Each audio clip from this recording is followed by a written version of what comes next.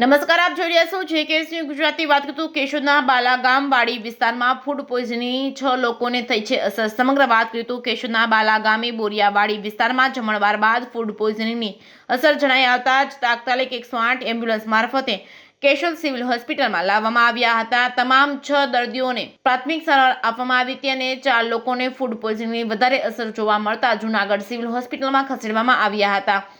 ઉનાળામાં ભારે ગરમીના કારણે કેશોદ પંથકમાં પારો ઊંચો રહેતા યલો ઝોનમાં કેશોદ સમાવિષ્ટ થાય છે. ત્યારે સામાજિક પ્રસંગોની ભરમાર વચ્ચે ખાદ્ય પદાર્થોની યોગ્ય તપાસ જવાબદાર વિભાગ દ્વારા કરવામાં આવતી નથી. કેશોદના બાલાગામ ખાતે ફૂડ પોઈઝનિંગની બનેલી ઘટનામાં ભનુભાઈ નાનજીભાઈ રૂપાવટિયા, પ્રભાબેન ભનુભાઈ રૂપાવટિયા, વજીબેન ભોવાનભાઈ ધડુક તેમજ મનસુખભાઈ હંસરાજભાઈ ધડુક તેમજ હંસરાજભાઈ દેવદાસભાઈ ધડુક તેમજ રમેશભાઈ મોહનભાઈ ધડુકની અસર થઈ હતી. સામાન્ય રીતે ફૂડ પોઈઝનિંગની ઘટનામાં ભોગ બનનારને ઝાડા ઉલટીની અસર જોવા મળી હતી. ત્યારે કેશોદના બાલાગામે બોરિયાવાડી વિસ્તારમાં બનેલી ફૂડ પોઈઝનિંગની ઘટનામાં મગજ કાબુ ગુમાવી દીધાની માનસિક અસર જોવા મળી હતી.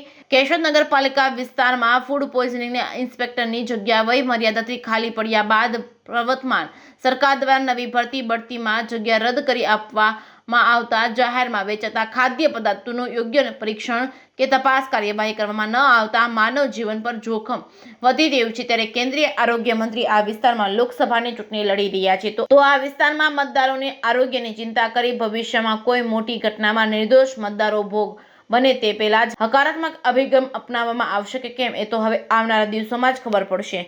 JKS ગુજરાતી સાથે રાજુ પંડ્યા, કેશોદ. આપનું નામ? Doctor A T Bhimani, government hospital Keshod.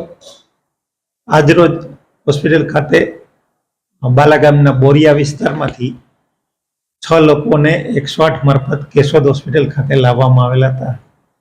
જે લોકો બપોરે એક સાથે જમેલા હતા અને જેમાંથી એને ફૂડ પોઈઝનિંગની અસર થતા 6 લોકોમાંથી 4 લોકોને વધારે સારવાર અર્થે જૂનાગઢ સિવિલ હોસ્પિટલ ખાતે રિફર કરવામાં આવેલ છે અને 2 લોકો હાલ અત્યારે અહીં સારવાર હેઠળ છે. સાહેબ, સામાન્ય રીતે જમવા બાદ વોમિટ થતી હોય અને પેટમાં દુખાવો થતો હોય, અમે એ વસ્તુ નથી તો શું?